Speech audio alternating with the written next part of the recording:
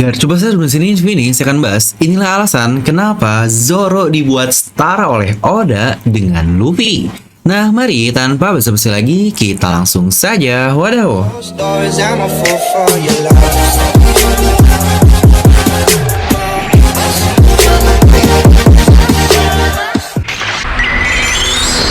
Nah, seperti biasa, sebelum lanjut video ini jangan lupa untuk subscribe dan juga nyalakan bel notifikasinya ya.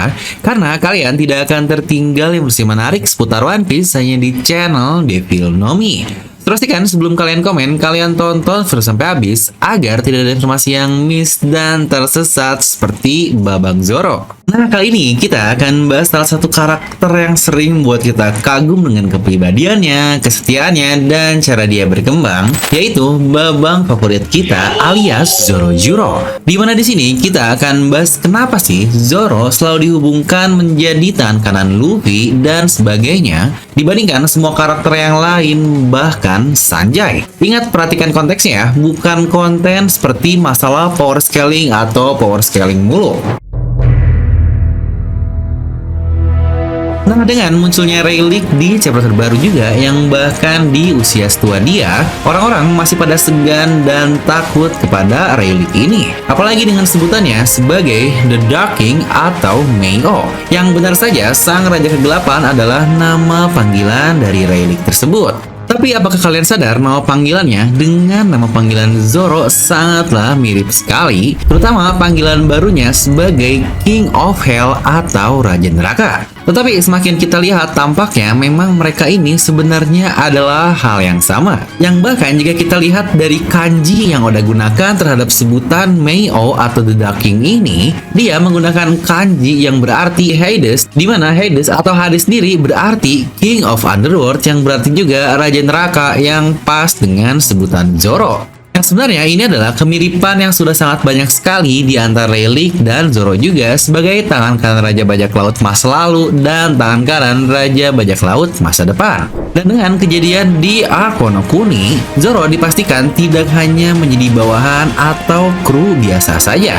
Ya, mau bagaimanapun kita melihat dari sisi manapun, bagaimana Zoro bisa disebut sebagai seorang bawahan, di mana kita melihat pertarungan antara aliansi 2 dari 4 kaisar, yaitu Yonko, Kaido, dan Big Mom melawan para supernova dengan para samurai yang terjadi saat itu. Yang bahkan Zoro pun di pertarungan tersebut bukan hanya ada atau numpang saja, dia memiliki peran yang cukup besar dalam duel tersebut. Dari dia melindungi Luffy yang jadi babysit lah di awal-awal, lalu juga yang ultimate-nya ketika dia menahan serangan terhebat yang pernah kita lihat di serial One Piece ini, yaitu kedua gabungan Yonko yang bernama Hakai. Yang bahkan dia juga mampu membuat seorang seperti Kaido panik karena saat itu Zoro mampu memberikan luka baru kepada Kaido dengan serangan dari senjatanya tersebut, di mana ada beberapa serangan-serangan yang pastinya akan berhasil tembus ke tubuh Kaido seperti Hiryukaen yang akhirnya gagal mengenainya tapi dampaknya memotong sebelah tanduk Onigashima. Lalu juga Tatsumaki yang bahkan berhasil melukai Kaido dan ditutup dengan Asura yang berhasil memberikan bekas luka permanen, di mana hanya Zoro lah satu-satunya yang berhasil memberikan bekas luka permanen kepada Kaido. Ya, selain Kozuki Oden dahulu lah, dengan Luffy juga mungkin di serangan terakhirnya yang berhasil mematahkan sebelah tanduk Kaido.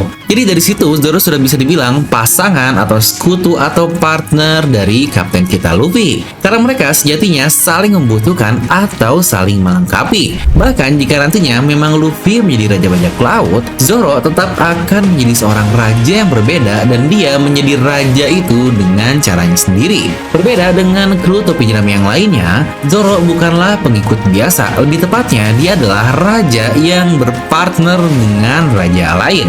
Untuk konsepnya atau mindsetnya kurang lebih seperti itu. Karena itulah Zoro dan Luffy yang sering disebut juga sebagai partner, sama seperti Rayleigh dan Roger. Ingat semua panel di mana dahulu Zoro selalu dianggap sebagai kapten asli dari banyak laut topi jerami, yang bahkan orang pun salah mengira jika Zoro adalah kaptennya, atau ada yang bilang kenapa bukan dia yang menjadi kaptennya. Di mana orang-orang bertanya, kenapa Zoro tidak menjadi kapten yang memiliki krunya sendiri, yang menurut saya itu sangat masuk akal sekali. Itu karena Zoro adalah conqueror atau sang penakluk, dan dia pula adalah raja dengan caranya sendiri untuk menjadi yang terhebat dari para pendekar pedang, King of Swordmen. Di mana Conqueror atau mungkin Hausoku adalah haki yang dikatakan langka yang dikatakan tidak dapat dicapai melalui latihan biasa. Sama seperti Luffy juga yang memiliki Hausoku no Haki dan raja dengan caranya sendiri yaitu menjadi King of Pirates. Keduanya juga membuka Hausoku no Haki tingkat lanjut atau Advance Hausoku no Haki, di mana itu adalah haki terkuat yang Kaido sebut sebagai kekuatan dari yang terkuat. Kekuatan yang hanya segelintir orang yang kuat saja yang bisa melakukan hal ini. Persislah seperti Rayleigh adalah sang penakluk juga yang memiliki Hausoku no Haki dan disebut sebagai The Darkling, Raja Kegelapan, yang kapten juga Roger adalah pemilik Hausoku no Haki juga yang sama-sama menjadi Raja Bajak Laut. Sejujurnya menurut saya, case ini cukup mirip dengan Shanks dan Ben Beckman. Dikatakan jika Shanks adalah matahari dan Ben bagaikan bulan, di mana bulan itu identik dengan bagian nama dari Shimotsuki yang berarti bulan juga, dan itu adalah bulan November. Dan bukankah bulan November ini menjadi tanggal lahir dari Zoro yang tepatnya di tanggal 11 November, yang bahkan bounty-nya ada di angka 1.111.000.000. Jadi 11-11 karena 11 November tanggal 11 juga. Di mana Luffy adalah Raja Bajak Laut masa depan, Goldie Roger yang baru. Sementara Zoro adalah pendekar pedang terkuat dunia di masa depan dan Raja Kegelapan generasi yang baru. Yang sejujurnya mengenai ini, Rayleigh pun apakah dia ada hubungan dengan Mihawk atau tidak ya? Karena jika dilihat dari outfit mereka sangat mirip sekali, dan jika Zoro adalah Kaizoku Gari atau pemburu bajak laut, Mihawk dikenal sebagai pemburu angkatan laut. Jangan-jangan Rayleigh juga dia memiliki sebutan lain sebagai pemburu atau apapun itulah, yang menurut saya ini cukup menarik. Di mana impian Zoro dan Luffy pun Oda takdirkan untuk unggul di puncak dunia ini, di mana mereka berkemauan kuat untuk meraih impiannya tersebut, tidak seperti bajak laut topi jerami lainnya. Alias kedua orang ini benar-benar memiliki ambisi yang sangat kuat, tidak hanya kuat tapi tingkatan atau kelas dari impiannya ini adalah udah satu dunia. Yang berarti impiannya saja mereka sudah harus melampaui banyak sekali orang. Bedalah dengan impian dari krunya yang lain seperti Sanji menemukan All Blue, dia tidak harus menaklukkan apapun, atau Nami untuk menggambar semua peta, lagi-lagi dia tidak perlu menaklukkan apapun. Untuk Luffy, dia perlu menaklukkan semua bajak laut yang ada, dan Zoro menaklukkan semua pendekar pedang yang ada. Lagi-lagi impian kedua orang ini Oda buat paralel yang sangat berbeda di antara yang lainnya.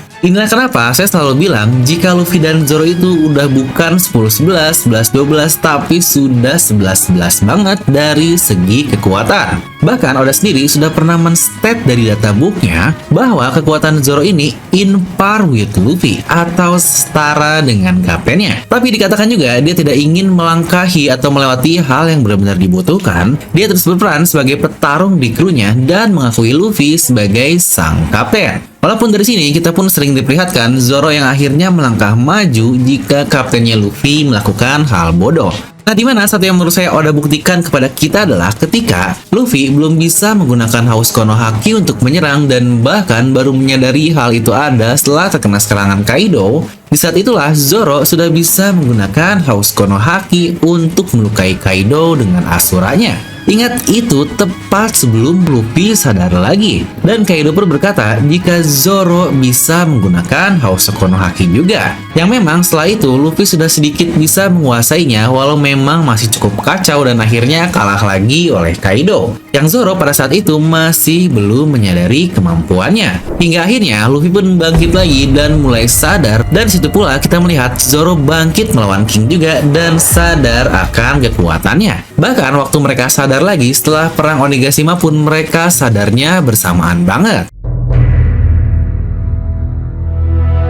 Nah, padahal Oda menjadikan Zoro sebagai penakluk dan raja, namun sementara itu seseorang yang sekuat dan semandiri Zoro masih rela untuk memutuskan dan mengikuti orang lain. Bukankah terlihat dari situ betapa besarnya pengabdian Zoro kepada kaptennya Luffy? Persis seperti Shirohige yang bertanya-tanya kenapa Oden mau bergabung dengannya. Karena Oden adalah tipe pria yang memimpin, bukan orang yang mengikuti orang lain. Seperti kata-kata Urogi juga saat dia pertama kali melihat Zoro, ingat di situ dia berkatanya first mate ya, bukan cuma subordinate atau bawahan doang. Dari situ pun dia berkata, dia bukan tipe orang yang akan mengikuti orang lain. Dan Zoro sendiri pun pernah berkata, dia akan bergabung ke Baroque Works jika dijadikan bos oleh mereka. Yang dari sini sudah terlihat kualitas Zoro sebagai bos atau pimpinan bukan orang yang mengikuti orang lain. Nah, lalu pertanyaannya, kenapa Zoro tetap mengikuti Luffy? Bukankah itu sangat berbeda dari yang lain, di mana kekuatan Zoro yang sangat dekat dan sebanding dengan kaptennya, Zoro tidak mengikuti Luffy karena suatu hal kebutuhan. Untuk Zoro ini sebenarnya tanpa dia mengikuti Luffy pun dia bisa saja mencapai mimpinya tersebut.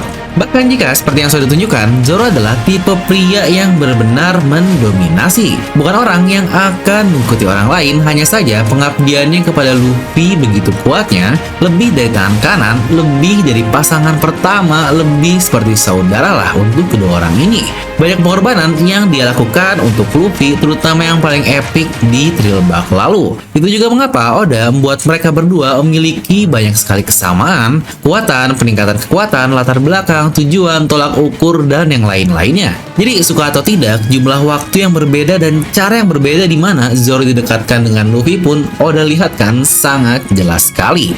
Bahkan jika kita bandingkan dengan Sanji pun dapat kita lihat banyak sekali hal yang tidak Oda berikan kepada Sanji, tapi dia berikannya kepada Zoro. Yang sebenarnya buat yang masih banding-banding ini, kekuatan Zoro Sanji udahlah, itu udah nggak relevan banget. Zoro aja impiannya udah menjadi orang yang sangat kuat, pendekar pedang terhebat di dunia. Bahkan perannya di Topi Jerami saja sudah sebagai petarung, di mana untuk Sanji dia memiliki peran yang lebih spesifik, yaitu sebagai chef atau koki, dan impiannya juga menemukan All Blue bukan melawan semua orang-orang yang kuat. Jadi mereka memang berperan sebagai sayap dari Luffy, yang tapi lagi-lagi jika kita ngomongin atau konteksnya kekuatan itu sudah jauh sekali. Atau jangan-jangan sayap bajak lautnya akan seperti ini nih antara Zoro dan Sanji, atau jika ada Jinbei malah seperti ini. Aduh. Nah, kalian semua tahu juga bahwa kru topi jerami terkuat Luffy adalah Zoro, yang sangat wajar sih orang Oda aja sebelumnya ngomong jika dia setara dengan Luffy kaptennya. Dan mungkin juga jika kalian masih kurang puas dengan pernyataan tersebut, Oda juga baru saja menyatakannya di SBS volume 102. Tidak ada bandingannya, hanya Zoro lah nomor 2 yang tidak terbantahkan. Hal itu saja sudah di-state dengan sangat jelas oleh Oda Sensei. Nah, karena seminggu lagi udah ada premiere untuk One Piece Movie Red di Central Park Jakarta. Ayo, siapa coba yang dapat fan screening yang dibuat oleh CGV kemarin? Nah, buat kalian juga yang bingung memakai, outfit apa ya buat nonton nanti entah di premiere atau ketika rilis di tanggal 21 September, kami dari DRM sedang ada giveaway menarik untuk tambahan gear kalian menonton Movie Red nanti. Di mana giveaway-nya adalah topi dan juga lanyard plus Imani dengan tampilan yang bisa kalian lihat yang sangat identik sekali. Nah, buat kalian yang pengen ikutan, kalian bisa langsung follow Instagram di dnm.merch dan langsung ikutan di post yang sudah ditampilkan. Nah, jadi itu untuk video kali ini, kalian bisa langsung tuliskan pendapat kalian di kolom komentar di bawah.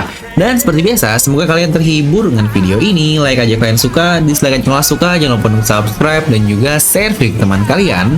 Gue udah pamit, and I'll see you guys next time.